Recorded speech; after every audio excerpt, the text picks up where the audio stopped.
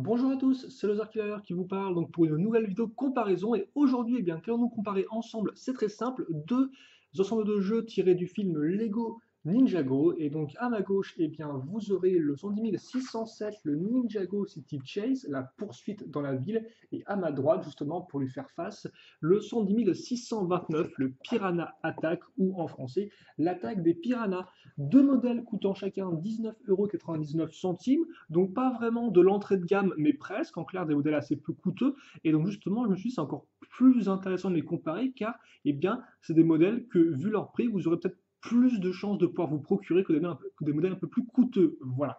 Et donc, on va commencer rapidement par quelques informations un peu basiques. Donc déjà, en termes de pièces, le City Chase fait 233 pièces, celui-ci en fait 217, donc pas vraiment de comparaison, enfin pas vraiment de grosses différences, et les deux vous prendront à peu près une petite trentaine de minutes à construire, un peu plus rapide selon votre niveau de constructeur, de pro-constructeur, voilà. Donc on va dire qu'à ce niveau-là, aussi bien en termes de pièces qu'en termes de durée de construction, on est plus ou moins au même niveau. Voilà. Donc justement, si visiblement, superficiellement, on est plus ou moins pareil, qu'est-ce qu'il en est du contenu en lui-même, justement? Comment le contenu se compare l'un avec l'autre? Et donc, pour commencer, je vous propose de voir les figurines. Voilà. Et donc, et donc, avec la course-poursuite, vous aurez 5 figurines que voici. Alors, je vais faire en sorte de pouvoir vous les montrer au mieux. Donc, comme on peut voir, vous aurez Lloyd civil, Nia civil, vous aurez donc un villageois avec Anne, vous aurez aussi l'officier Toc, ainsi que le Shark Army Tug, ou plutôt un Shark Army Tug, donc un voyou. Donc, au total, 5 figurines. De l'autre, vous aurez 4 figurines. Kai version ninja avec coupe de cheveux, Misako en version dame dragon de fer, un villageois avec Ray et à nouveau un voyou de l'armée des requins, donc un Shark Army Tug, comme ceci. Par contre, est-ce qu'on peut tous les mettre dans le même plan? Ce serait bien, même si ce serait un peu compliqué éventuellement. Voilà, bon. Et donc, on va parler de ces différentes figurines, leur niveau de rareté, etc. Justement, si peut-être que c'est des figurines qui vous feront décider quel set vous voulez choisir si vous n'arrivez pas à vous décider sur le contenu à construire. Et donc déjà, objectivement parlant, forcément, il y a un set qui l'emporte en termes de nombre, c'est le Ninjago City Chase avec ses 5 figurines. Forcément, 5 est plus grand que 4, hein, je ne vais rien vous apprendre. Et donc, qui dit plus de figurines, dit logiquement plus d'éléments de jouabilité, encore plus effectivement quand on s'intéresse à ce que représente chacune des figurines. Car en effet, dans les deux sets, vous aurez certes deux ninjas, vous aurez certes un citoyen, ainsi qu'un méchant, mais justement, là, la cinquième figurine, c'est un officier de police, donc en clair, et bien un personnage qui a un rôle différent, qui n'est pas juste inactif par rapport au méchant, qui n'est pas juste là à crier et à s'échapper en courant, même si peut-être vont le faire dans votre histoire, ça c'est à vous de voir. Mais en tout cas, on a un nouveau type de personnage qui peut amener plus de jouabilité du fait de son rôle. Donc certes, 5 personnages, un en plus, mais un en plus justement qui offre un peu plus de diversité en termes de jouabilité. Après maintenant, si on se concentre sur les autres figurines un peu plus en détail, à commencer par le ninja, on va se rendre compte que ce set-là est vraiment bien. Pourquoi? Parce que comme vous pouvez le voir déjà, vous avez les ninjas en tenue civile, ce qui est assez peu commun. Alors Lloyd, vous pouvez aussi le retrouver en tenue civile, mais avec cagoule, donc pas avec la coupe de cheveux, hélas, dans les sachets de figurines, mais encore faut-il pouvoir la choper, ou sinon, vous pourrez le retrouver pour la modique somme de 300 € dans le Ninjago City. Donc autant vous dire que Lloyd civil comme ça, ok, il n'est pas exclusif au set, mais il reste relativement rare et quand même plutôt cool. Nia, quant à elle, est juste exclusif à ce set-là. Donc si vous voulez Nia en version civile, qui en plus rend plutôt bien selon moi, il vous faudra ce set-là. Alors que effectivement, de l'autre côté, vous avez Kai avec coupe de cheveux. Or, Kai reste une figurine quand même qui est assez simple à trouver. Alors certes, effectivement, avec la coupe de cheveux, comme ceci. Vous pourrez la retrouver uniquement soit à 30 € dans le Master Falls, soit beaucoup plus cher dans le temple. Alors en effet, si vous ne comptez pas vous payer ni le temple, excusez-moi, ni, je vais y arriver, ni le Master Falls, ça peut être une option un peu moins chère de se le procurer. Toutefois, Kai reste quand même un ninja qu'on peut retrouver dans beaucoup de sets. D'ailleurs, c'était un de mes problèmes avec le set du Pirate Attack, c'est que Kai, j'aurais même moi avoir un autre ninja un peu plus différent. Mais bon. Donc effectivement, Kai peut être intéressant, mais selon moi un peu moins que les autres. Et après, par contre, vous avez Misako. Et là, Misako, je n'ai rien à dire. C'est une très bonne raison d'acheter le set parce que c'est vraiment une belle figurine avec deux nouveaux moules, un de carquois de flèche, l'autre avec son petit casque. Elle rend vraiment très très bien. Donc rien que Misako pourrait vous convaincre effectivement d'acheter le modèle. Voilà. Mais c'est vrai que pour moi, là, les deux figurines sont intéressantes, alors que là, il y en a peut-être plus vraiment une seule qui se démarque. Après, pour les autres, si on compare Am et notre ami, alors effectivement, je n'ai plus le nom, c'est Rai, effectivement, à ce niveau-là, on se rend compte que Am a une tête, si je ne dis pas une bêtise, qui est exclusive, alors que Rai, c'est sa tenue qui est exclusive, en tout cas son imprimé de torse. Donc les deux, entre guillemets, se contrebalancent. Hein, voilà. Après, les deux crient, les deux ont des moustaches, donc bon, il reste assez, entre guillemets, générique. L'officier Toc est exclusif à cette là, même si bon, la tenue de policier et la tête derrière la tête aussi n'est pas exclusive. La tête, vous pouvez la retrouver sur un méchant étrangement, donc c'est un peu bizarre. Mais la figurine en elle-même reste exclusive. Et l'autre seul policier que vous pouvez choper, eh bien, c'est là encore dans le Ninjago City. Donc certes, la figurine est peut-être pas la plus impressionnante, mais là encore, elle a ce côté exclusif qu'on a mentionné tout à l'heure. Enfin, le Shark Army Tog, celui du Piranha Attack se démarque car en effet, il a un imprimé de torse qui n'apparaît que dans une autre figurine qui est Puffer dans le Water Strider. Donc c'est vrai que lui est vraiment le modèle générique du voyou, alors que lui a une petite variation qui peut être intéressante. Voilà. Mais donc au final, vous allez me dire, bah, aux archivaires, c'est bien, tu parles, mais c'est quoi le mieux entre les deux? Et donc c'est vrai que moi, je serais, entre guillemets, pour moi, autant celui-ci que celui-ci se contrebalance en fait. Donc c'est vrai que pour la comparaison, se fait avant tout au niveau des ninjas. Et c'est vrai que j'aurais tendance quand même à vous dire que le modèle du Ninjago City Chase, aussi bien en termes de nombre qu'en termes de diversité, qu'en termes de côté exclusif et rare, eh bien, est mieux. Après, là encore, est-ce que vous préférez avoir les ninjas en version civile ou en version vraiment ninja? C'est à vous de voir. Et là encore, comme je dis, Misako est quand même une figurine super cool. Hein, voilà. Donc c'est voilà, faudra voir si pour vous effectivement les deux valent Misako, si vous n'avez pas Kai aussi. Donc vous n'avez pas juste à prendre en compte, mais après, si vous êtes juste sur le nombre en lui-même, 5 c'est plus grand que 4. Voilà.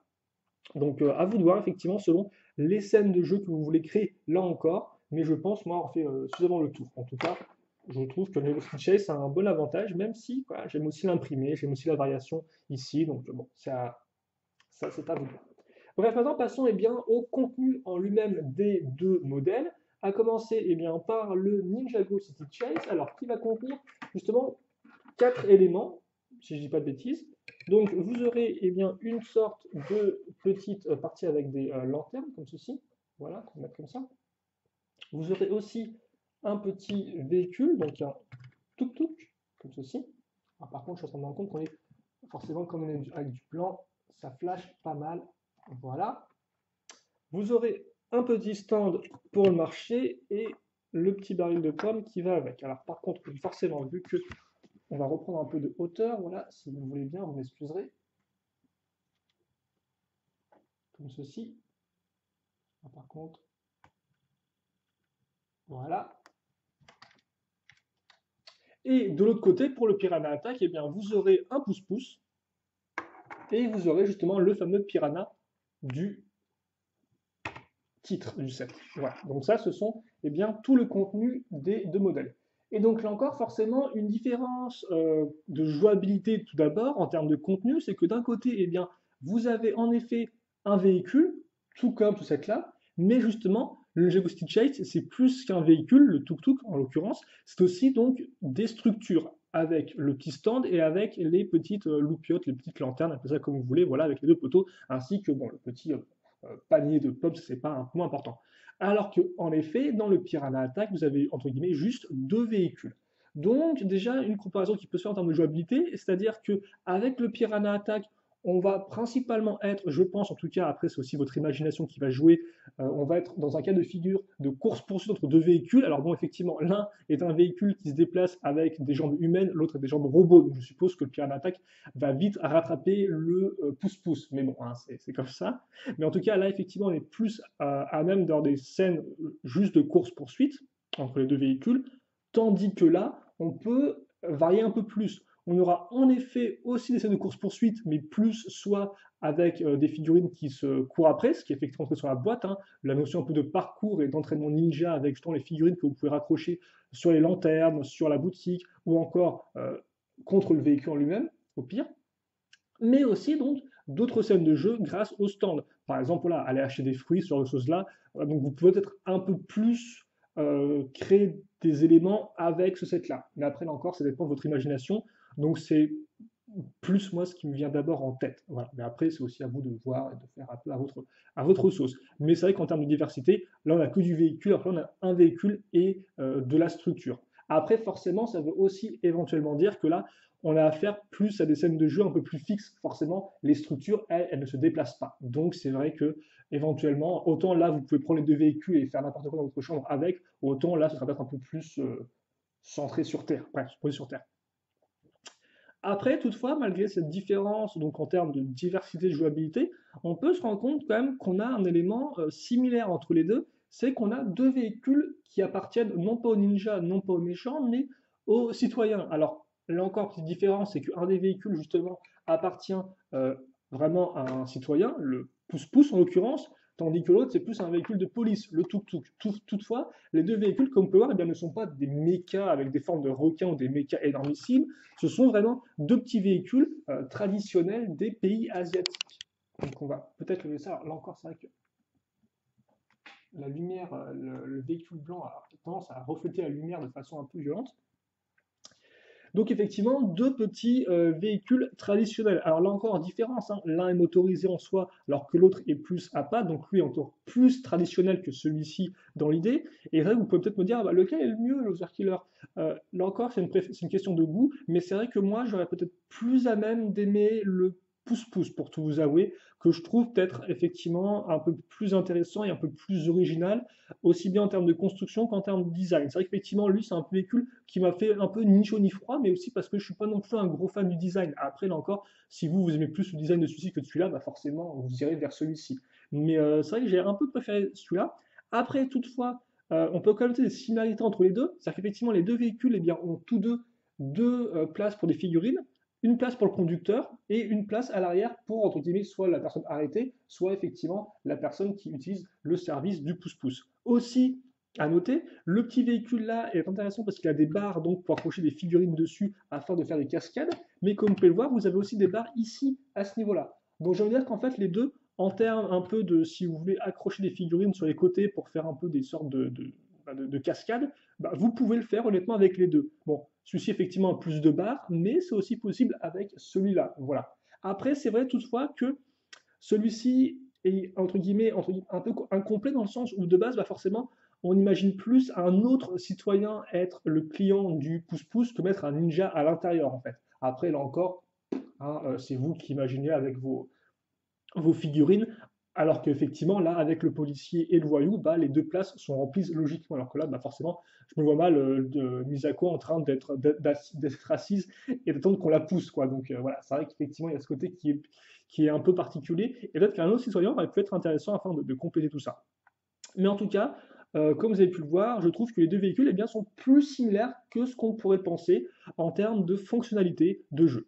Après, c'est une question de design. Vous, qu'allez-vous préférer à ce niveau-là? À vous de voir. Forcément aussi, celui-ci est un peu plus grand, entre guillemets. Alors, en termes de longueur, si je dis pas de bêtises, bah, j'ai pas la longueur en fait, donc j'ai pas les dimensions là. Mais bon, comme vous pouvez voir, c'est plus ou moins pareil, hein. Le tuk-tuk est peut-être un poil plus grand. Voilà. Ça, non, c'est pas grand-chose. Donc, en clair, deux véhicules similaires et deux véhicules qui sont plutôt du côté des civils. Donc, ça peut être intéressant. Et là encore, par contre, c'est aussi intéressant de noter que lui a justement peut-être un côté un peu plus exclu, dans le sens où, eh bien, c'est le seul véhicule de police. Alors qu'en effet, d'autres véhicules traditionnels, eh bien, par exemple, vous avez des bateaux avec par exemple le sous-marin Méduse, etc., qui a un bateau, le Ninjago City qui est aussi un bateau, donc dans ce style-là, effectivement, c'est vrai que lui est certes unique en son genre, mais ce n'est pas le seul véhicule citoyen, contrairement à lui, qui est vraiment le seul véhicule de police du thème.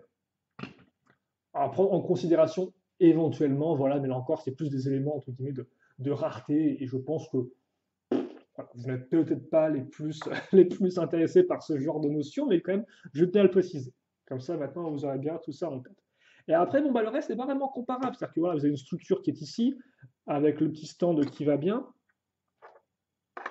à ce niveau-là. Et donc, c'est vrai que là aussi, hein, le fait qu'on ait une structure permet eh bien d'établir sa propre zone de jeu. Autant les autres, vous avez une course-poursuite, autant là, vous pouvez un peu eh bien, placez ça comme vous le souhaitez et vous-même, entre guillemets, créez votre petite route de Ninjago City. Donc par exemple, soit faire que ça c'est très petit, soit faire que ça c'est très grand, voilà. Donc avec ce genre de, forcément, avec ce genre eh bien, de petites variations, vous pouvez vous-même créer un peu votre espace de jeu, votre petite rue de Ninjago City, et ça peut être, c'est aussi un peu vous qui allez modeler à votre envie votre zone de jeu avec avec les petites, j'y arrivais, ces petites constructions.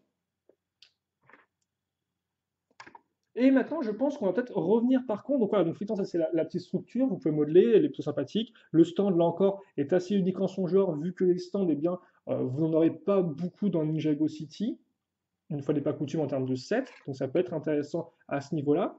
Et après, de l'autre côté, vous avez le fameux Piranha, que je vais quand même vous montrer rapidement, pour ceux qui n'auraient pas vu la revue et qui ne faudrait pas vraiment la voir. Comme ça, vous verrez bien le modèle et à quoi il ressemble. Alors par contre, mon PC RAM est grave.